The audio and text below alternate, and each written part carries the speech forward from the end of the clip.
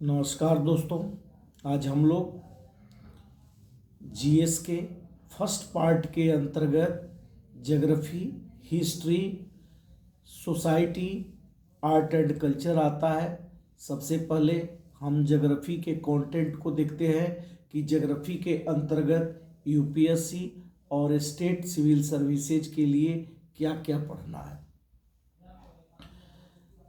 Geography term से ही पता चल जाता है कि इसके कंटेंट क्या है। किसी भी टॉपिक के, किसी भी सब्जेक्ट के उसके टर्म से ही पता चलने लगता है कि उसमें क्या है। जैसे हम लोग देखें, ज्योग्राफी जो टर्म है इरेटास्थनीज ने इसे क्वाइन किया, और ज्योग्राफी जो टर्म है ये ग्रीक के दो शब्दों से मिलकर बना है, जिसको हम कहते हैं जियो प्लस ग्राफोस।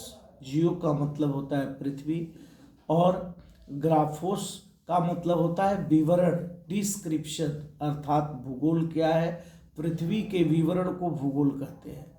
अब आप समझें कि ज्योग्राफी में एक तरफ नेचर और एक तरफ ह्यूमन बीइंग है। नेचर और ह्यूमन बीइंग के इंटरेक्शन से क्या हो रहा है कि एक अलग प्रकार की ज्योग्राफी बन रही है, जिसको हम कहते हैं बायोस्फीयर। तो ऐसे नेचर के अंतर्गत क्या है, हम देखते हैं लैंड है, तो लैंड से लिथोस्फीयर बना। गौर करिए, अगर वायुमंडल एटमॉस्फेयर को देखते हैं तो एटमॉस्फेयर, और फिर जो जल है तो जल को हम देखते हैं तो इससे हाइड्रोस्फीयर। तो गौर करें, फिजिकल ज्योग्राफी के अंतर्गत हमें क्या पढ़ना है, तो लिथोस्फीयर, एटमॉस्फेयर, बायोस्फीयर पढ़ना है। इसके बाद में नेचर और ह्यूमन के इंटरेक्शन से बायोस्फीयर की उत्पत्ति हुई।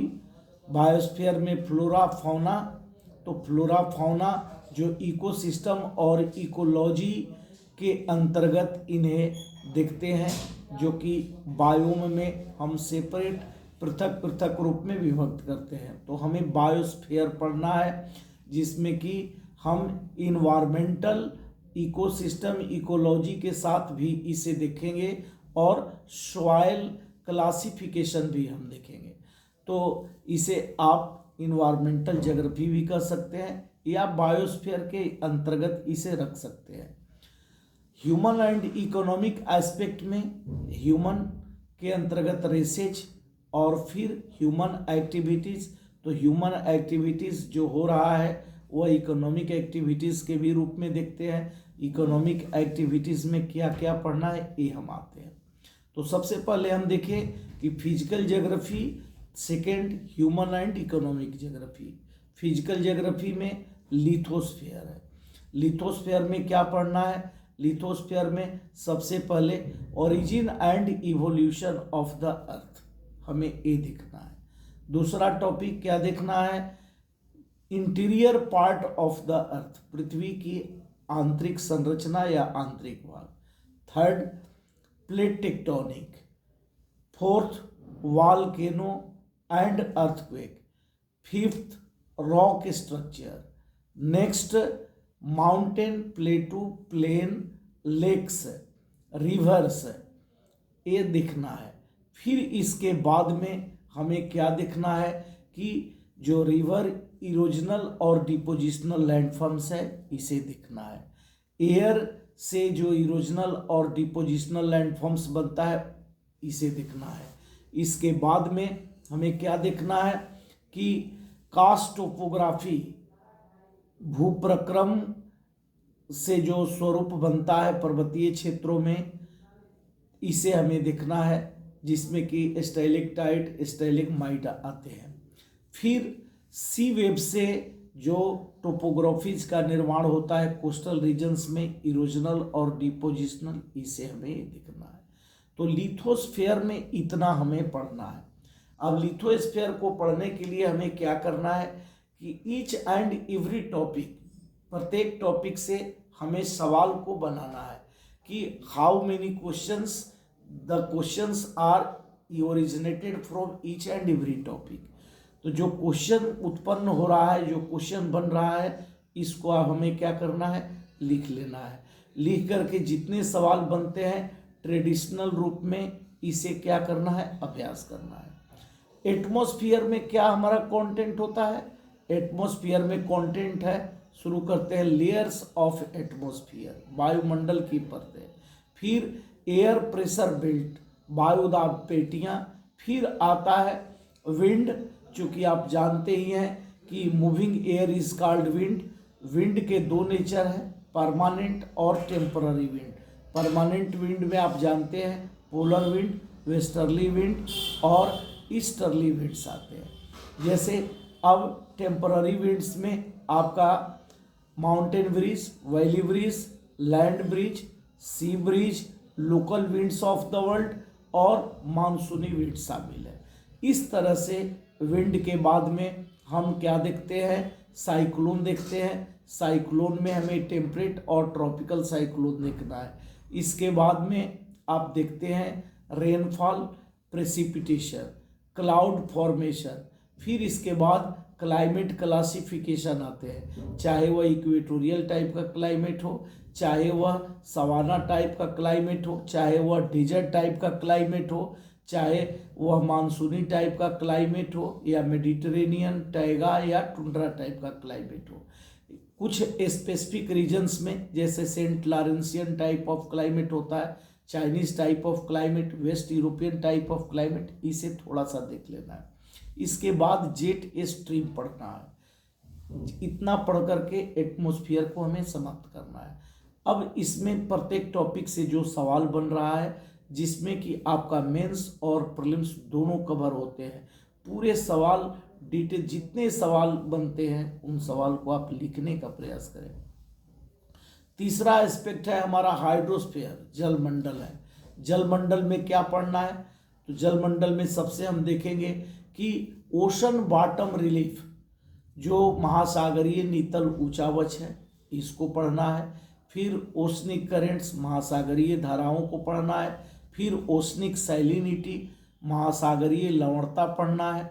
फिर हमें क्या देखना है कि जो कोरल रीफ्स का निर्माण हो रहा है, प्रवाल भित्तियाँ कैसे निर्मित होती हैं, प्रवाल भित्तियों के विशेषताओं को और डिस्ट्रीब्यूशन को हम देखेंगे। फिर ओशनिक रिसोर्सेज, इतना पढ़ करके जो ओशनिक टाइड एंड एब्स है सम्मिलित करते हुए प्रत्येक टॉपिक पर हमें क्या करना है, सवाल को लिखना है। और सवाल पहले तो बनाना है, इसके बाद में लिखने का अभ्यास करना है। एक बार दो बार ऐसे आप करेंगे तो अपने आप ही आपको कंसेप्ट डेवलप होना शुरू हो जाएगा। प्लस कोई मेंटर होता है, उसे आप चेक करा देते हैं। यदि सवाल आप नहीं बना पाते हैं तो फिर भी अपने मेंटर से अगर कोई संपर्क में हो तो उससे सवाल ले सकते हैं, या हमसे संपर्क करते हैं तो आपको ईच एंड एवरी टॉपिक पर सवाल मिल जाएगा। इसके बाद में अब जो हमारा टॉपिक है बायोस्फीयर का, बायोस्फीयर में हम इकोसिस्टम और इकोलॉजी को देखते हैं। इकोसिस्टम में जैसे हमने क्लाइमेट क्लासिफिकेशन देखा, वैसे ही इक्वेटोरियल बेल्ट का, सवाना बेल्ट का, मानसूनी बेल्ट का, डेजर्ट का, मेडिटेरेनियन का, टैगा का, टुंड्रा का, ये देख लेना है। और फिर इकोलॉजी में जो इकोसिस्टम के अंतर्गत इंटरेक्शन हो रहा है उसके स्पेसिफिक नेचर्स और फॉर्म्स को देखना है, जिसमें फ्लोरा और फौना की क्या स्थिति होती है, और extreme vagaries and varieties of flora and fauna, कहाँ पर इनकी प्रजातियाँ ज़्यादा पाई जाती हैं, जिसे हम एक्सट्रीम बायोडाइवर्सिटी, गौर करिए, जिसे हम जैव विविधता के नाम से जानते हैं। एक्सट्रीम होने पर इसे हॉट बायोडाइवर्सिटी के नाम से भी जाना जाता है। इसको देख लेना है। इसके बाद में फिर इसमें क्या हम देखेंगे तो गौर करिए, इसके साथ में जो बायोटिक और एबायोटिक कंपोनेंट्स को देखते हुए फिर हम पॉल्यूशन, एक मेजर टॉपिक आता है जो कि प्रदूषण को हम देख लेंगे। अब प्रदूषण देखने के बाद में तब हमारा एक टॉपिक मेजर है जो कि इकोलॉजिकल इम्बैलेंस से जो पारिस्थितिकी असंतुलन हो रहा है, इस पारिस्थितिकी असंतुलन को हमें देख लेना है। और इन पर सवाल को क्या कर लेना है, सवाल को बनाना है। सवाल को बना करके आप फिर इसे हमें तैयार कर लेना है। फिर हम आते हैं ह्यूमन एंड इकोनॉमिक ज्योग्राफी पर। अब ह्यूमन में क्या है भाई, तो ह्यूमन में हमें ये देखना है कि ह्यूमन का जो रेसेज है ये कितने प्रकार का है, और फिर इसके बाद में जो ह्यूमन का कल्चरल स्वरूप है उस कल्चरल स्वरूप को देख लेना है। फिर आपको इकोनॉमिक एक्टिविटीज़ में एग्रीकल्चर पर जोर देना है। एग्रीकल्चर के अंतर्गत हमें फूड क्रॉप्स, कमर्शियल क्रॉप्स, फिर देखना है इरिगेशन की क्या व्यवस्था है पर्वतीय क्षेत्रों में, मैदानी क्षेत्रों में, इसके बाद में कितने प्रकार के इरिगेशन किए जाते हैं।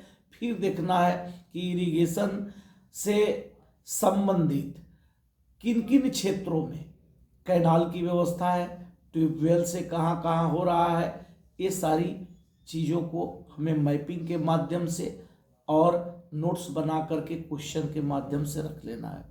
फिर इसके साथ में हमें देखना है कि गवर्नमेंट की एग्रीकल्चरल पॉलिसी क्या है, कृषि नीति क्या है, और इस के अंतर्गत हमें ये देखना है कि जो गवर्नमेंट सब्सिडी देती है वो सब्सिडी किसके लिए होता है, सब्सिडी का क्या अर्थ है, और सब्सिडी किन फसलों पर है ये, और किसानों को इससे क्या फ़ायदा है, किसानों के टूल और इक्विपमेंट्स हैं उनके यूजेज भी हमें देख लेना है। इससे हमें सवाल को क्या करना है, बनाना है और आंसर को लिखना है। सब्जेक्टिव फॉर्म में लिखेंगे तो ऑब्जेक्टिव का नेचर अपने आप क्लियर होने लगेगा।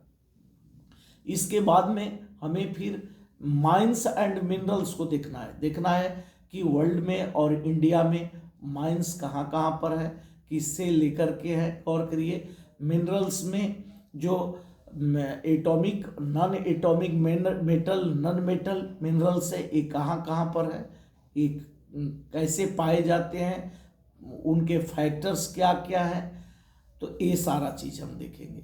इसके बाद में फिर इंडस्ट्री में हम देखेंगे क्लस्टर्स और कॉम्प्लेक्सेज कहाँ कहाँ पर देखने को मिलते हैं, इससे सवाल को बनाना है और फिर लिखना है। इसके साथ में गौर करें जहाँ पर माइनिंग्स है, जहाँ पर रॉ मटेरियल्स है, जहाँ ये इंडस्ट्री तक पहुँचना है तो ट्रांसपोर्टेशन, कम्युनिकेशन, ट्रेड, ये तीनों चीज़ हमें देख लेना है।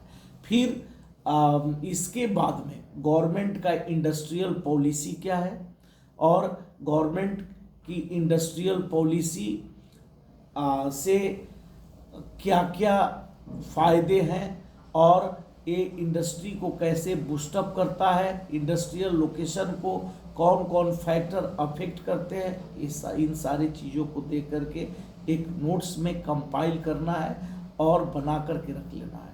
इसके साथ में फिर हम देखेंगे कि जो ये ज्योग्राफी है, ज्योग्राफी का जो इकोनॉमिक रिलेशन है, तो इकोनॉमिक रिलेशन में इसी तरह से हम क्या करेंगे कि ये तो वर्ल्ड के पर्सपेक्टिव में देखें हम, अब इंडिया के पर्सपेक्टिव में हम देखेंगे। तो इंडिया में भी हम क्या करेंगे कि फिजिकल ज्योग्राफी देखेंगे।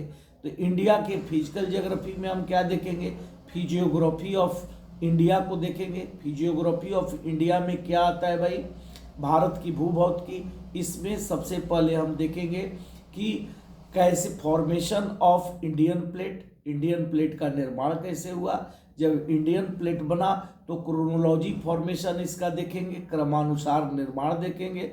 फिर देखेंगे कि हिमालय का निर्माण कैसे हुआ, फिर उसके बाद प्लेन, फिर प्लेटू, फिर कोस्टल रीजन्स। ऐसे अगर क्रोनोलॉजी के हिसाब से देखें तो हमारा प्लेटू रीजन्स है, उसके बाद कोस्टल रीजन्स है, फिर हिमालय आता है, फिर प्लेन रीजन्स आता है। अब इसका स्वरूप क्या है, फिर उसके बाद में जो माउंटेन रीजन्स है, माउंटेन रीजन्स पर सवाल बनाएंगे, चूँकि फॉरेस्ट है वह किसी देश के अर्थव्यवस्था के लिए क्यों महत्वपूर्ण है, ये हम देखेंगे। फिर माउंटेन रीजन से जो इमर्जिंग रिवर्स है, निकलने वाली नदियां हैं, वह किस प्रकार के फर्टाइल प्लेन का निर्माण कर रही हैं, इसकी यूटिलिटी क्या है, ये सारा चीज़ देखेंगे। फिर टूरिज्म के कॉन्सेप्ट को देखेंगे जहाँ से सवाल उत्पन्न होते हैं। फिर हिमालय रीजन्स में ही आप वेस्टर्न और ईस्टर्न हिमालय में क्या करेंगे, डिवाइड करेंगे ईस्टर्न की यूटिलिटी, वेस्टर्न की यूटिलिटी, और तब देखेंगे कि हमारा जो एग्रीकल्चरल एक्टिविटी है ईस्टर्न हिमालय में है या वेस्टर्न हिमालय में है। अगर ईस्टर्न हिमालय में है तो इसके क्या क्या फैक्टर्स किस कारण से है, वेस्टर्न में नहीं है तो किस कारण से है। फिर यहीं पर हम इसको मानसून के साथ भी रिलेट करेंगे, देखेंगे कि ईस्टर्न हिमालय में रेनफॉल ज़्यादा होती है कि वेस्टर्न हिमालय में होती है। ईस्टर्न हिमालय में हो रही है तो किस कारण से हो रही है, वेस्टर्न में नहीं हो रहा है तो किस कारण से नहीं हो रहा है। इतना देखने के बाद में इसे हम आपको रीजनल के स्तर पर क्लासिफिकेशन करेंगे और लैटिट्यूडनल स्तर पर भी करेंगे। तो लैटिट्यूडनल स्तर पर ग्रेटर हिमालय, मिडिल हिमालय, शिवालिक हिमालय हम करेंगे। रीजनल या वर्टिकल या लॉन्गिट्यूडनल रूप में करते हैं तो आप जानते ही हैं कि जम्मू कश्मीर हिमालय और पंजाब और हिमाचल हिमालय को एक साथ आप कर सकते हैं। उत्तरांचल हिमालय, फिर नेपाल और फिर असम एवं अरुणाचल। फिर इसमें क्या क्या फैक्ट्स है, जैसे कौन कौन माउंट रेंजेज पाए जाते हैं, कौन कौन पासेज पाए जाते हैं, कौन कौन टूरिस्ट प्लेसेज हैं, कौन कौन नदियां निकलती हैं, किस प्रकार के रिवर सिस्टम का निर्माण होता है और किस प्रकार के टोपोग्राफी बनते हैं। जैसे रिवर के द्वारा इसी में हम टोपोग्राफी को देख सकते हैं। जैसे क्या हम टोपोग्राफी को देखेंगे, भावर रीजन्स, तराई रीजन्स, बांगा रीजन्स और खादर रीजन्स, इनकी क्या विशेषताएं हैं ये हम देख लेंगे। इसके बाद प्लेटू रीजन्स, आप जानते हैं कि प्लेटू रीजन्स क्या है। प्लेटू रीजन्स ये मिनरल्स का भंडार है, तो मिनरल्स का जो स्टोर है प्लेटू रीजन्स में। तो भारत में हम देखेंगे कि जो गोंडवाना प्लेटू है इसे कैसे पढ़ें, चूँकि सेगमेंटेड हम स्तर पर देखेंगे तो मालवा का पठार, बुंदेलखंड का पठार, दक्कन का पठार, छोटा नागपुर का पठार, मेघालय का पठार, मैसूर का पठार, तेलंगाना का पठार, इतना में विभक्त करके और हम क्या करेंगे, एक एक के विशेषता को हम देखेंगे और फिर जो मिनरल्स डिपोजिशन है यहाँ की स्थिति को देखेंगे और यहाँ पर जो रॉक्स है किस क्रम की पाई गई है, चाहे विंध्यन क्या हो या धारवाड़ क्रम का हो, ये सब सारा चीज़ डिस्क्रिप्शन में हम देखेंगे। गौर करिए। इसके साथ में हम क्या करेंगे कि सवाल बनाते चलेंगे। इसको लिखने का तरीका सवाल में जब बांध करके होगा तो हमारा फैक्ट्स भी आएगा, विश्लेषण करने की क्षमता होगी और हमें अलग से फिर मेहनत करके फिर मेंस की तैयारी नहीं करनी पड़ेगी।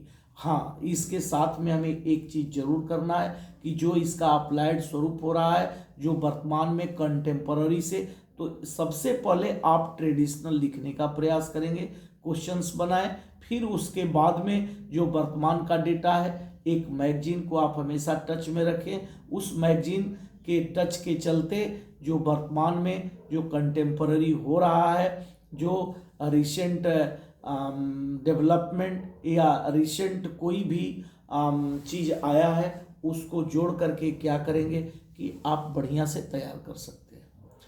अब इसके साथ में हमें क्या देखना है भाई, कोस्टल रीजन्स को भी देख लेना है। कोस्टल रीजन्स में eastern coastal regions, western coastal regions, ये देखना है। ईस्टर्न की उपयोगिता, वेस्टर्न की उपयोगिता, ईस्टर्न कोस्टल रीजन्स पर पोर्ट्स और वेस्टर्न पर फिर पोर्ट्स, ये देख लेना है। और इसके बाद में हमें ये देखना है एग्रीकल्चरल एक्टिविटीज के भी दृष्टिकोण से कल्टीवेशन में जो भी मतलब अप्रोचेज हैं यहाँ पर देख लेना है, कारण कि क्वेश्चन बारीक भी हो जाते हैं वो प्रीलिम्स के हिसाब से और मेंस के हिसाब से।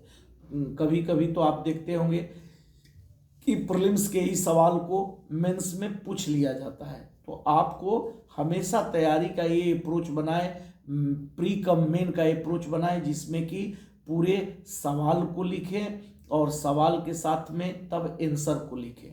अगर ये अप्रोच डेवलप नहीं होता है तो 2-3 बार पढ़ें, फिर नहीं तो आप हमसे संपर्क कर सकते हैं, आप मैसेज हमको भेज सकते हैं, कमेंट कर सकते हैं। आप ज़रूर कमेंट करके बताइए कि आप हमारे बात को कहाँ समझ रहे हैं, कहाँ नहीं समझ रहे हैं। फिर इसके बाद में हम क्या देखते हैं, फिर इतना देखने के बाद में हम आपको आ जाते हैं ड्रेनेज सिस्टम पर। ड्रेनेज सिस्टम में हम नॉर्थ इंडिया का, साउथ इंडिया का, इमर्जिंग रिवर्स और जहाँ पर ड्रेनिंग पॉइंट है, जहाँ से निकल रही है, जहाँ जा रही है, इस बीच में इनका जो रन ऑफ कंडीशन है वो देखेंगे, इससे क्या टोपोग्राफी बनता है ये देखेंगे, फिर इसका इरिगेटेड लैंड बेसिन रीजन्स देखेंगे, यहीं पर कैचमेंट और कमांड दोनों क्षेत्र देखेंगे। ये भी इम्पोर्टेंट हो जाता है, कैचमेंट रीजन और कमांड रीजन्स, जो कि आपसे पूछा जाता है। बहुत सारी रिवर्स है, वाटर शेड की स्थिति बन जाता है, वाटर लॉजिंग की स्थिति बन जाता है, ये सब अपने आप में टर्म है जो कि आपको सवाल के रूप में प्रीलिम्स और मेंस में पूछे जाते हैं। ये सब पर आपको सवाल बना करके लिखना है, इस तरह से पढ़ना है। फिर ये देखना है कि नॉर्थ इंडियन रिवर्स और साउथ इंडियन रिवर्स में क्या अंतर है, इस डिफरेंसेज को लिखना है। और इसके बाद में फिर ये देखना है कि इकोलॉजिकल पर्सपेक्टिव इसका क्या है। इकोलॉजिकल पर्सपेक्टिव में फिर हम क्या देखेंगे, यहीं पर डैम सिचुएशन को देखेंगे, रिजर्वॉयर्स को देखेंगे। अब रिवर के साथ में डैम को रिलेट करके आप जब सवाल लिखेंगे तो बहुत सारे चीज़ क्लियर हो जाएंगे। यहीं पर इसके साथ में इन्वायरमेंटल आप बायोडाइवर्सिटी को भी ऐड करेंगे, डेटा के साथ वर्तमान में ऐड करेंगे। इस तरह से जब पढ़ेंगे तो कोई भी सवाल आपको टिपिकल नहीं होगा, आप समझेंगे कि नहीं तो ऐसे जनरली पढ़ने पर लड़के जब सवाल को देखते हैं तो हवा नहीं लगता है, कहते हैं करे बहुत टिपिकल सवाल है तो कैसे लिखा जाए। लेकिन पढ़ने के वक्त आप अगर इंटरेक्ट करते हैं, पढ़ने के वक्त अगर आप इंटरलिंकिंग करते हैं अन्य पहलुओं से, किस किस से इसका संबंध है, तो ये आपके प्रॉब्लम क्या हो जाते हैं, सॉल्व हो जाते हैं। इसके बाद में हम कहाँ पर आते हैं, तो ड्रेनेज सिस्टम के बाद में सीधे हम मानसून पर आते हैं। मानसून में हम क्या देखेंगे, origin and mechanism of Indian monsoon देखेंगे। हम देखेंगे कि मानसून की में दो प्रकार की स्थितियां देखी जाती है, एक क्लाइंबिंग मानसून, एक रिट्रीटिंग मानसून। क्लाइंबिंग मानसून का पीरियड, रिट्रीटिंग मानसून का पीरियड, क्लाइंबिंग मानसून का कहाँ कहाँ पर असर है, फिर रिट्रीटिंग मानसून का कहाँ कहाँ पर असर है। इससे सवाल तमिलनाडु का बनता है कि तमिलनाडु में वर्षा रिट्रीटिंग मानसून से होती है, क्लाइंबिंग मानसून से नहीं, क्यों। फिर सवाल बनता है क्लाइंबिंग मानसून के साथ कि वेस्टर्न कोस्टल रीजन्स में क्लाइंबिंग मानसून से वर्षा होती है, जबकि eastern coastal regions are excluded from these rainfalls, जबकि भारत का पूर्वी तट इससे पृथक रहता है। ऐसा क्यों, राजस्थान डेजर्ट क्यों बन गया। आप फिर what is rain shadow regions, वृष्टि छाया प्रदेश क्या है, जो वृष्टि छाया प्रदेश बना हुआ है, ये वृष्टि छाया प्रदेश सह्याद्री माउंटेन के ईस्टर्न पार्ट से लेकर के आपको ईस्टर्न कोस्टल रीजन्स तक बना हुआ है। इन सारी चीज़ों को हमें देखना है। इसके बाद में हमें क्या देखना है कि ये देखने के बाद में हम फिर आपको आ जाते हैं कहाँ पर, तो फिर हम आ जाते हैं क्लाइमेट क्लासिफिकेशन पर। इंडिया का क्लाइमेट क्लासिफिकेशन हमें देखना है।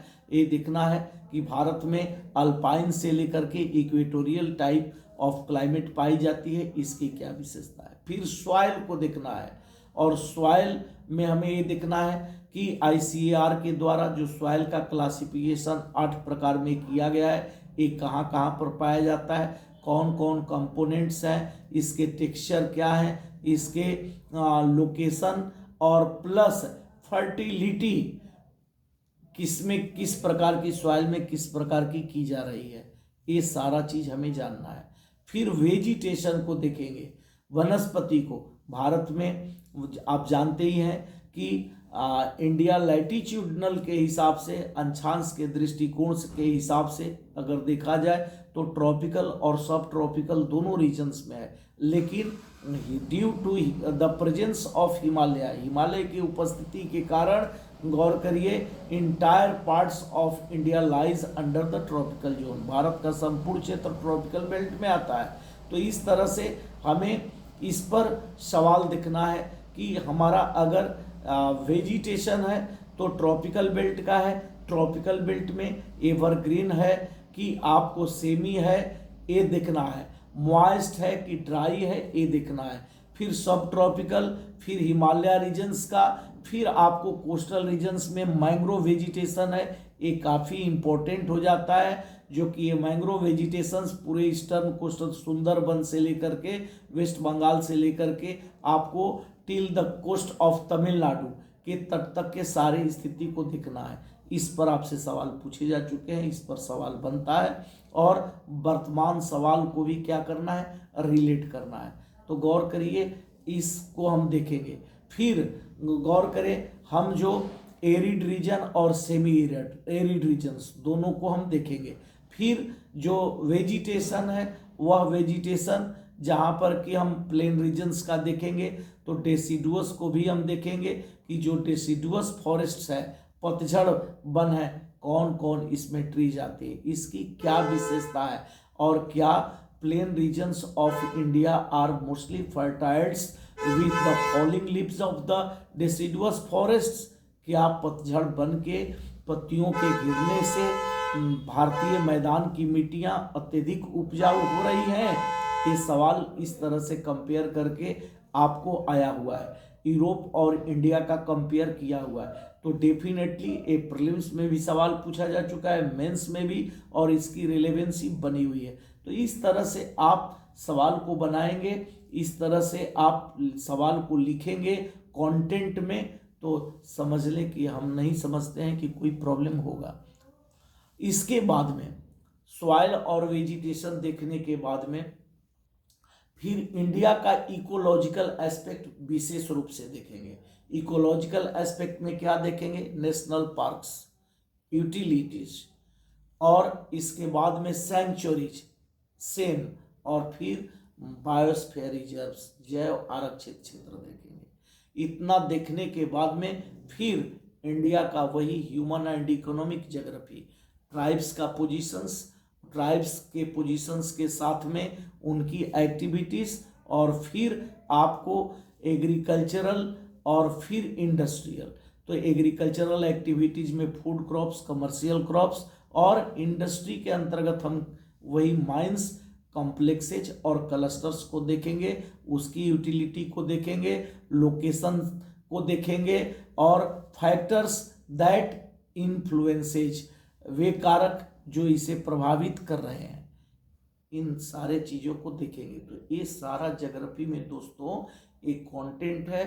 इन कंटेंट पर अगर आप सवाल को बना करके और आंसर लिखते हैं, इसके लिए कोई एक ऑथेंटिक बुक लीजिए। हमारे समझ से तो पहले आपको एनसीईआरटी का बुक रखना चाहिए, और एनसीईआरटी का बुक आप 11th और 12th क्लास दोनों का रखिए, और फिर गूगल का सपोर्ट लीजिए, फिर नेट का सपोर्ट लीजिए और आंसर तैयार कर लीजिए। एक बार आंसर तैयार कर लेंगे तो फिर आपको बार बार तैयार करना नहीं होगा। फिर क्या होगा कि जो रिसेंट डेवलपमेंट्स है, जो रिसेंट चीज़ें हैं, जो न्यूज में है, गौर करिए, उसको आप गूगल के माध्यम से डेटा को ऐड कर सकते हैं। आप एक मैगजीन को हमेशा पढ़िए, चाहे कोई भी मैगजीन आप पसंद करते हो, और कुरुक्षेत्र और योजना इसको देखें आप। इसके अतिरिक्त आपको कुछ नहीं करना है। इसको तैयार करने में आपको बहुत समय नहीं लगेगा। इस ज्योग्राफी के कंटेंट में आपको, हम समझते हैं कि 70 क्वेश्चंस बनेंगे। 70 क्वेश्चंस को आप तैयार आराम से 15 से 20 दिन में कर लेंगे, क्योंकि 3 से 4 क्वेश्चंस हमेशा 200 वर्ड से ज़्यादा का नहीं लेंगे। तो 200 वर्ड्स का लिखते हैं और 3 से 4 क्वेश्चंस लिखते हैं, तो ये 15 से 20 दिन लगेगा। ये आपका सेगमेंट पूरा तैयार हो जाएगा। इसी तरह के फिर कंटेंट्स की चर्चा हम हिस्ट्री का करेंगे, फिर आर्ट एंड कल्चर का करेंगे, फिर सोसाइटी का करेंगे। तो गौर करिए, आज के वीडियो में बस इतना ही। धन्यवाद दोस्तों, नमस्कार। आप कोई भी दिक्कत हो, कोई भी परेशानी हो, ज़रूर आप कमेंट में बताएं, और इस वीडियो को लाइक करें, सब्सक्राइब करें, और जो भी नीडी स्टूडेंट्स हैं जिनको समझ में नहीं आ रहा है उनको ज़रूर बताएं। अगर कोई भी परेशानी हो, अगर वो कुछ समझना भी चाहते हैं तो ज़रूर कमेंट में आप करें, फिर मैं नेक्स्ट वीडियो में नंबर भी आपको दे दूँगा। धन्यवाद दोस्तों।